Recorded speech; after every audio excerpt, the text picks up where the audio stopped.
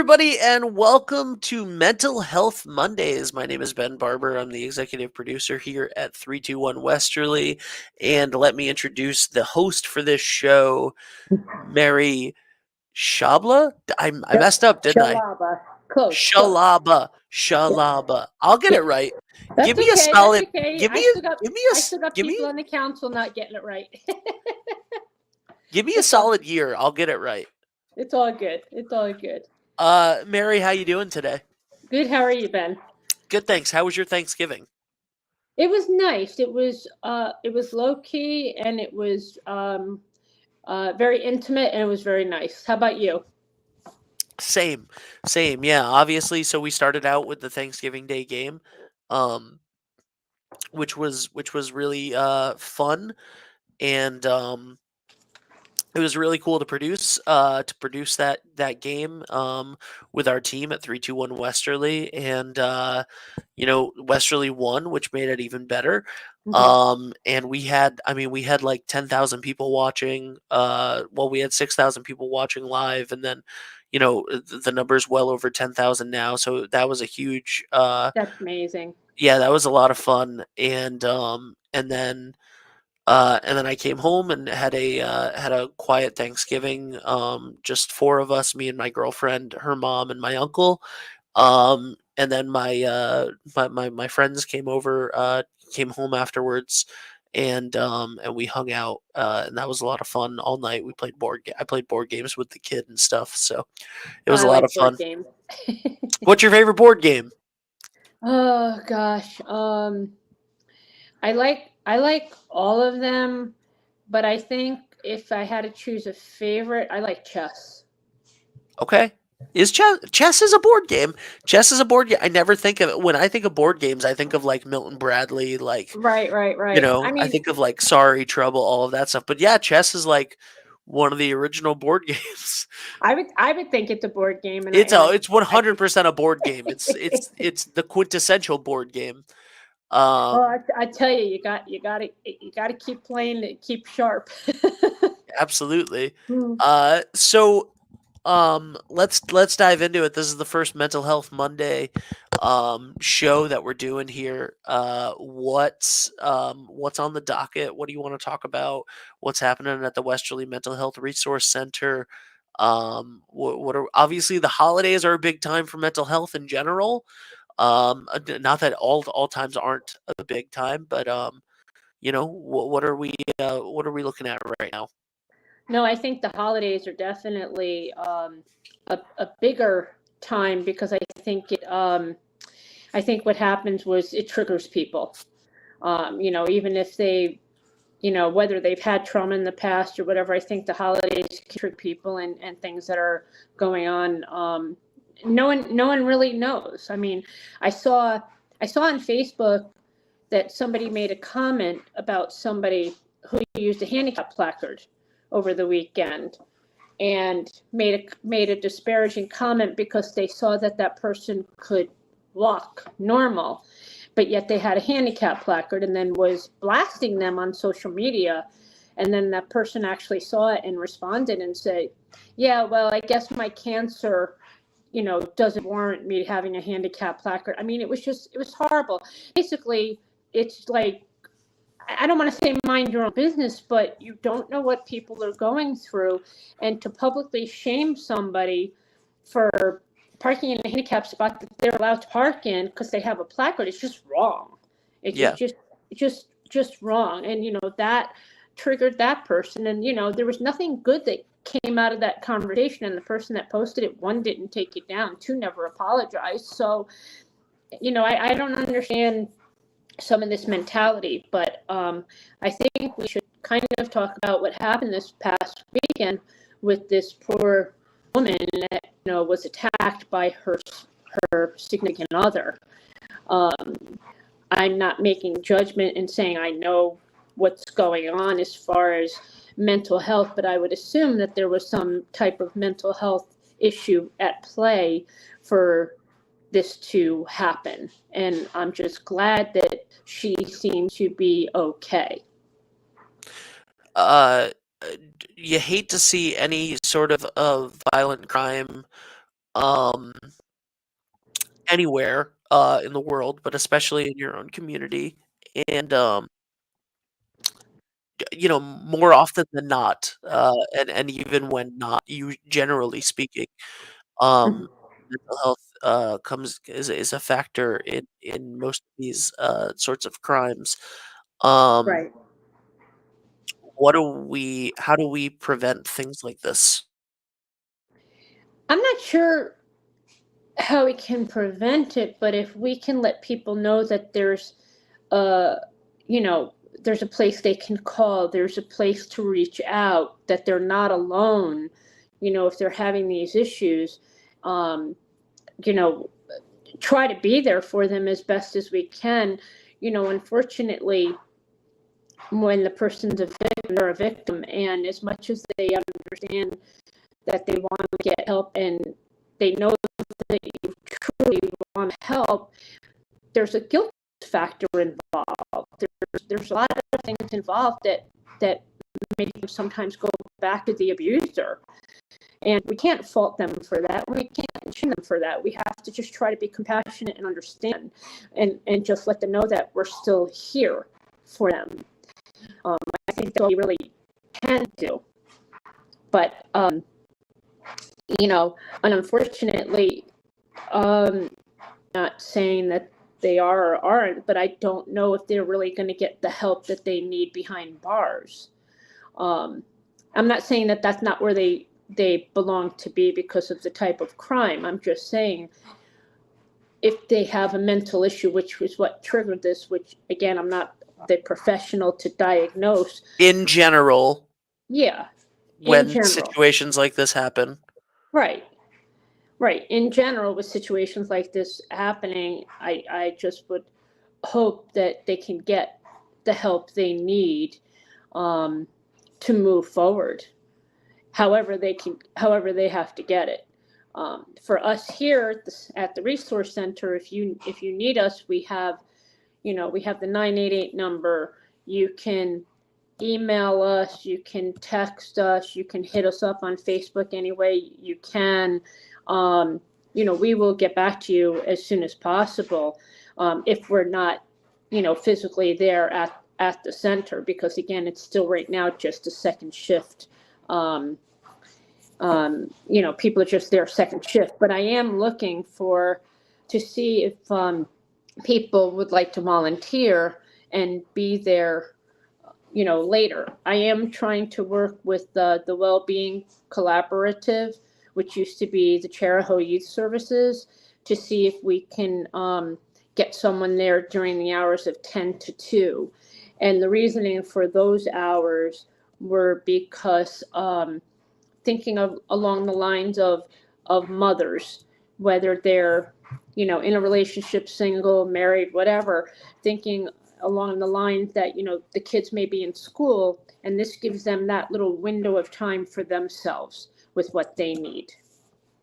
So we're working on trying to get that um, sorted, so we can have somebody there between those hours for people we kind of miss on the second shift side. Absolutely.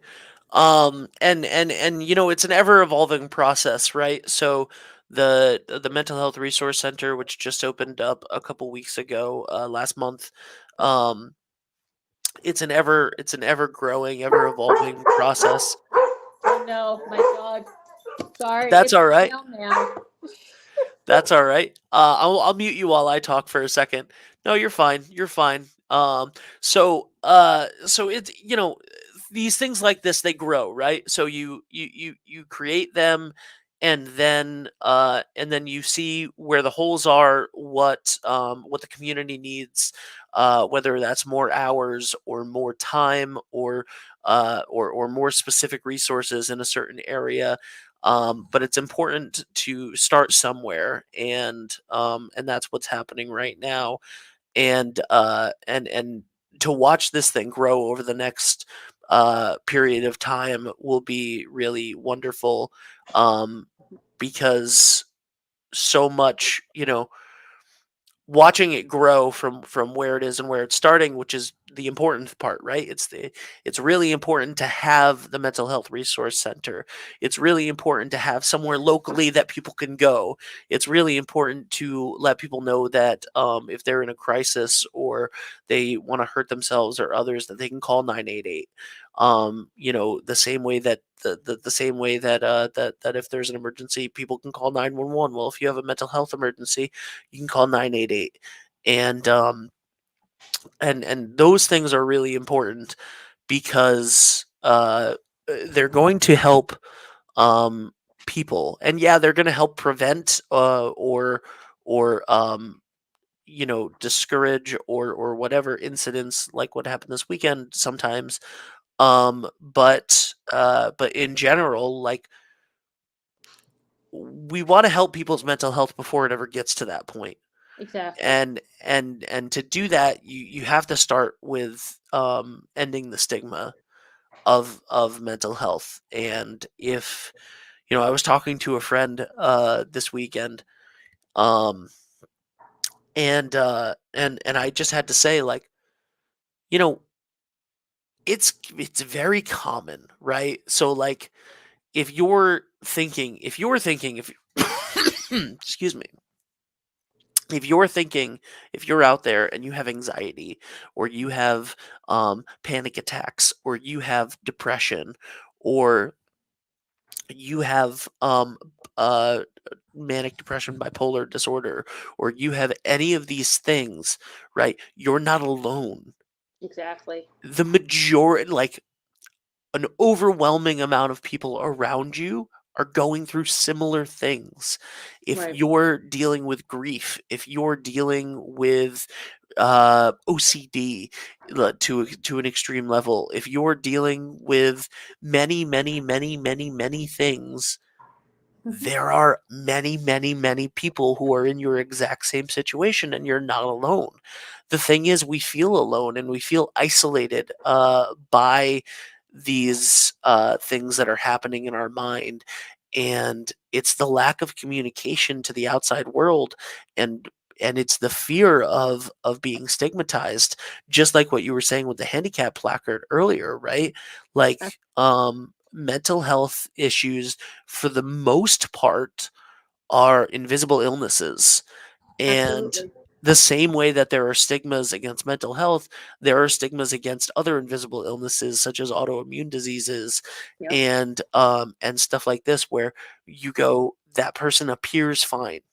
Right. PTSD too. People, I mean, from from my accident, I have PTSD in crosswalks. I used to like to walk a lot, and especially now this time of year, it just it gets triggered when I see cars that look like they're going to stop and stuff, and I just don't take the chance ever. Because I mean, I was in the right of way. I had the right of way. I had the light. I had everything when the person did it, but it still triggers me, and then I could feel my heart going a mile a minute, and I could feel everything changing inside of me at that moment, until I can kind of breathe and work it out and whatever. But yeah, and then it's the arrogance and the ignorance of people that think they have the right to tell you how to live your life because you don't look sick or you don't look like you have an issue, and that's just wrong. And yes, that is definitely something I want to keep working on, to let people know that they're not alone, and it's okay to feel that way, and we have to just keep re-educating people as much as we can keep re-educating people. Absolutely. So, with the holidays, right? So we're Hmm. at the holidays now. We Right. just had Thanksgiving. We're fully into the Christmas season. And this is a hotbed for depression and loneliness and anxiety and seasonal affective disorder and PTSD and triggering things and all of these Hmm. things. Um, there is, like, almost never a more important time to talk about mental health than at the holidays. Right. Uh, you know, l- um, Like I said, I have an extreme example of that. My mom literally died on Christmas, and I couldn't say goodbye to her, because it was 2020, and she died of COVID. But like, uh, you know, anytime you lose somebody, right? Like I have friends that recently lost their dad, and and that's gonna be hard. Like that's gonna be hard. I have friends that lost their parents 30 years ago, Hmm. and that's gonna be hard. Absolutely. And I have you know, It's and a yeah, it's a new normal that you have to just learn how to readapt. No one says that you can't grieve for them for the rest of your life. No one says you have to get over it. It's what you want to do, but you have to just realize it's going to be a new normal, and it's okay that it's a new normal. It sucks, but it's okay at the same time. absolutely. Yeah. Um, you know, part of the stigma,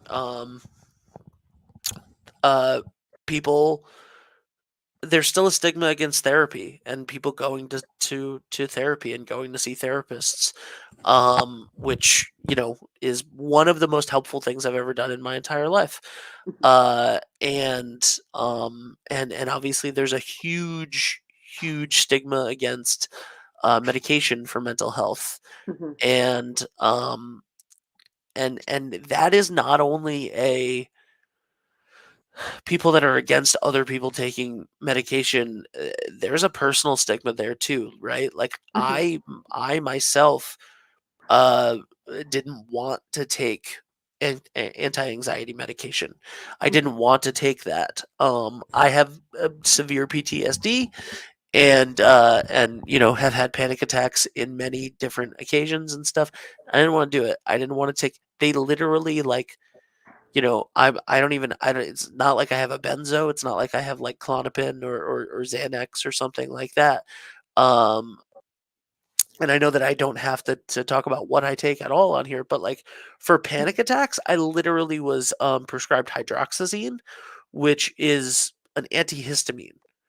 I mean, hydroxyzine is like Benadryl, It's like the same thing as Benadryl almost, and that's what I was given for panic attacks, and I didn't take it for 6 months because I was afraid of it. I didn't wanna do it. I had other, like, and it was the anxiety and the PTSD and the all of Hmm. that stuff that made me afraid of these other things, um, and these other complications and these other the whatever. But then when I finally did take it, and it's only like it's a thing you take it if you're having a panic attack or you think you're gonna have a panic whatever. So like I've taken it very rarely, um, but daily medication, right? I'm on the smallest dose of like the weakest anti-anxiety medicine, and I would not take it. I did not want it. I did not want it until it got bad enough that I did it. And my life in the last 7 months has been exponentially improved by taking that small little 5 milligram pill every day. Hmm. Um, and and getting up and working and exercising and spending less time on my phone and eating healthier and doing, a ton of the other things, right? Like these aren't magic bullets. These are Right. uh strategic things that work in tandem with one another. But it sounds like you also had a good doctor that listened to you and listened to the whole story and didn't just prescribe you something because the medical, the pharmaceuticals wanted you to take one specific thing. They actually listened to everything, and they've got you on the right track. But it's also Absolutely. you being honest with them too. That's the other Exactly. thing. Yep. Yeah, doctors, therapists, mental health professionals, they can't help you if you're not being honest. Um, and and sometimes, sometimes it takes a couple minutes, not a couple minutes. It takes a couple tries to find the right person. It takes a couple tries to find the right thing. Um, Absolutely.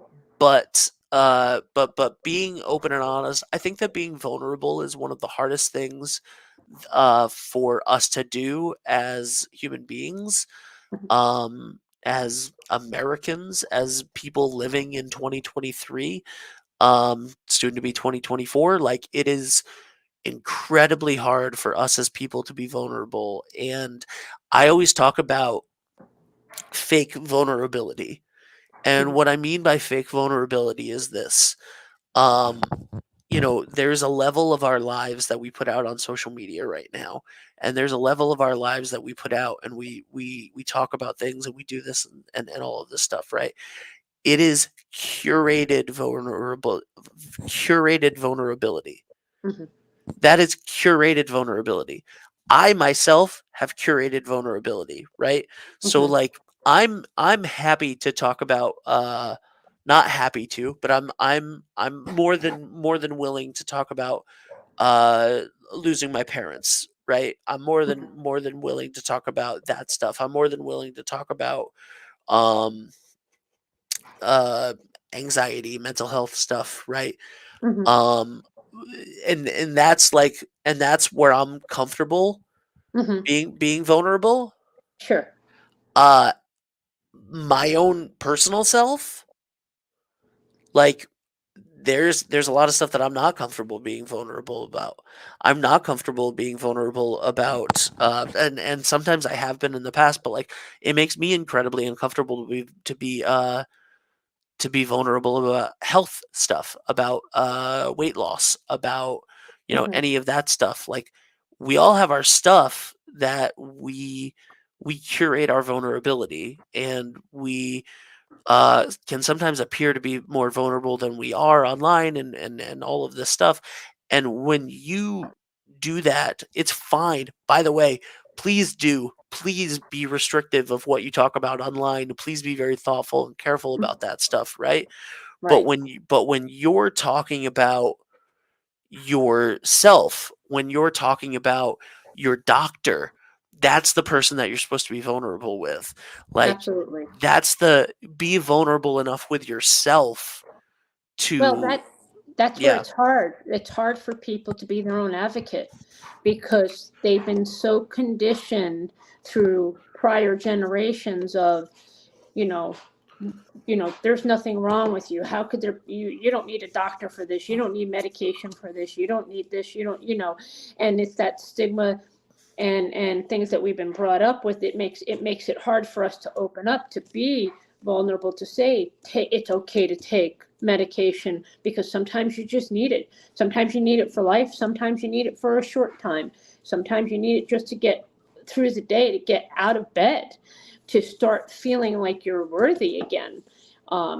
So yeah, no, but that's the hardest part, is being your own advocate, and being, like you said, vulnerable to your doctor and trusting them. And guess what?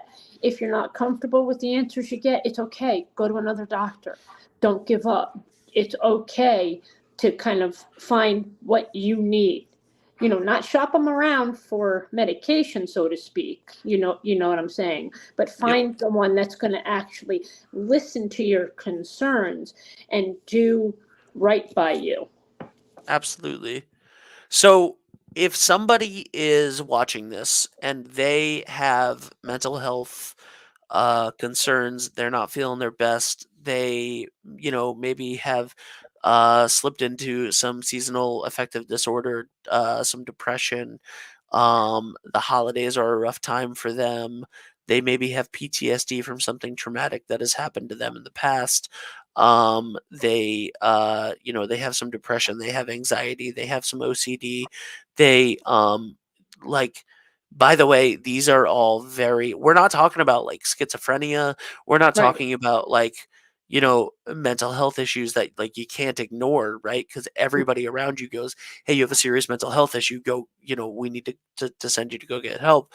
Right. These are things that like we can white knuckle through, and we Yeah. do, and we white knuckle through them, and then we pretend like everything's okay, right? But if you're feeling this stuff, what is your first like what do you do?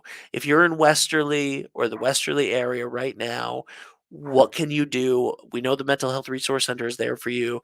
What are your first steps to get help and get the help you need to get through the holidays and get through this difficult time right now and start to uh, ease that pain and ease that burden of mental health struggles?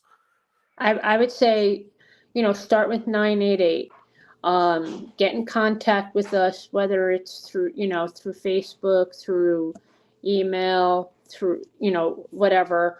I would say, the local churches around here are very responsive. It doesn't matter what your denomination is. They're very responsive to help with anybody that's in crisis. They'll talk to anybody. Um, you know, um, Reach out to anyone. If you're in school and you have a counselor and something's bothering you, reach out to your counselor, reach out to anyone you feel safe enough to just say, hey, you have a minute to talk, or can you help me? There's so many people that want to help. I mean, I know that the library wants to help. We have the QR codes around town. You could click on the QR code that gives you all kinds of resources, and it's private. No one has to know what you're looking for. You can make that decision for yourself.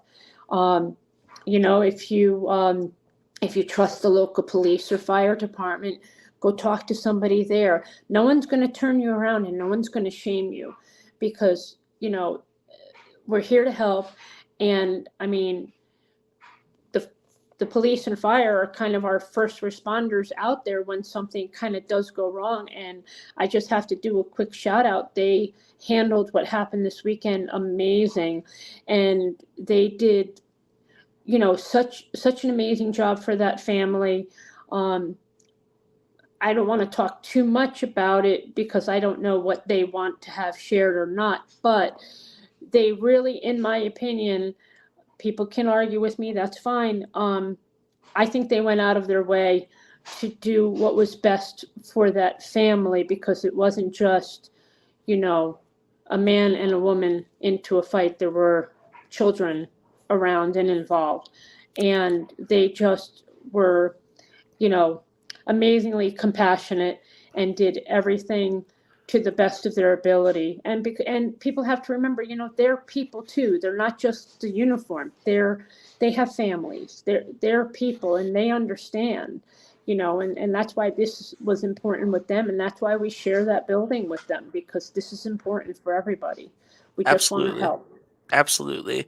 Um, we all just want to help, and I think that that is wonderful. So, tell us again when the Mental Health Resource Center is open, and what people can get over there at the resource center. I believe right now the hours have increased. Right now it's like Tuesdays, Thursdays, from 4. Um, I think it's like to like 9 right now over there. The people are on the second shift grant. They do work very closely with the police department. So if they have to go on calls or anything like that, they do that. Um, to help. 988 is always available 24/7. The QR code is available 24/7 to help figure things out. And when I say those hours, that's when somebody's actually at the building. But it doesn't mean that you can't get help in between because no one's at the building. Right. Like I said, we are trying to get somebody there during the daytime hours between 10 and 2 to help the people in between that, again, like I said, kind of focusing on mothers when kids are at school, if they're having some crisis, because they'll never be able to come if they wanted to just talk to somebody during, the second shift hours. So we're trying to grab them. And, there is, I believe, on the QR code where kids in crisis can actually call somebody, because that's a whole other thing, because right now we can only help 18 and older at the facility. But I'm not going to tell you if somebody younger comes by, we're going to turn them away. We'll get them where they need to go for help, but we're not going to say, oh gosh, we can't talk to you type of thing, Right. because sometimes when we did the barbecue over there, the neighbors and the kids that came out and the conversations the kids were having with the adults, it was just amazing to see the interaction, because they're starting to know that they can trust some adults, and that's important. It's just it's sad, unfortunately, we have to kind of have an age restriction on certain things. Um, but anybody that wants to volunteer, we're looking for volunteers, but we do vet you to make sure that you can, volunteer and there's no issues to the community on that. Um, just send me any information and I'll get it forwarded on so we can just make sure everything's okay. There's constant classes, free classes at the hospital with Ripon and Mahari, between online and going like up to Warwick for classes for mental health. So there's a lot of things out there to help people learn about it and also help, want to help. I just took another class last week, so I have another certificate for, mental health. So it's important because, like you said, we never know what anybody's going through. And if we could just recognize the, the cry for help, that sometimes is more important. We just have to kind of take a breath, slow down a little bit, and watch our surroundings and see what's going on. Not turn a blind eye and then not post bad things on social media and watch something bad happen. Let's try to get involved and help prevent the bad things from happening. Absolutely. That's where social media has changed a lot lately. You could see two kids fighting and there they are videotaping it and posting it on social media. No, that's got to stop. That's got to stop. Let's stop doing that and let's get the help. That's one of my little pet peeves. I don't like that. Well, so thank you, Mary. We will be here Mondays at 10 a.m. For Mental Health Mondays, and we're gonna bring on a bunch of people. We're gonna have some experts, some mental health professionals, and a whole host of other things. So I'm excited for the show. Thank you so much. We appreciate you and everything you do. Thank you so much. Oh, well, thank you. We appreciate it. And of course, you can watch this live or on demand anytime. 321 Westerly on Facebook, YouTube, 321westerly.com. And you can listen to it on the brand new 321 Radio app. It's available right now in the App Store. Never miss a moment of the action. Over 60 hours per week of original programming every single week. And we are currently looking for sponsors for the winter and spring seasons. And that sponsorship will not only get you coverage of all Westerly High School sports games, but also things like Mental Health Mondays, Your Time to Thrive with Jason Stevenson, Doug's Open Mic, Friday Friends with RI Elder Info, Breakfast with Ben, Business Over Breakfast with the Ocean Community Chamber of Commerce, Sports Talk with Greg Morano, and so much more. Also, 24/7 music on the 321 Radio app, curated by our very own Dave DeAngelis. So it's a lot of stuff happening there. And of course, Mental Health Mondays is all about ending the stigma and getting people the help that they need. So if you are in a crisis right now or anytime in the future, or you know somebody, make sure that they call or text 988. And of course, you can stop by the Mental Health Resource Center downtown. Mary, thank you so much for everything. Anything you want to Thank say you, before and we go? thank you very much. Congratulations to you on what you do. And again, if they don't know, it's 68 Pierce Street. 68 Yes. Pierce Street, the Mental Health Resource Center.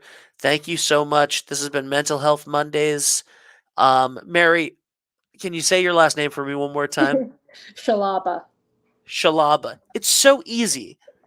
It's just the thing is, it's spelled differently than it's pronounced. It sounds like there should be an H in there. There just isn't, and that's okay. It's all Mary Shalaba. good. There you go. Mary Shalaba. There you go. All right. I'm never gonna get it wrong again, Mary Shalaba. Mary Schiabella.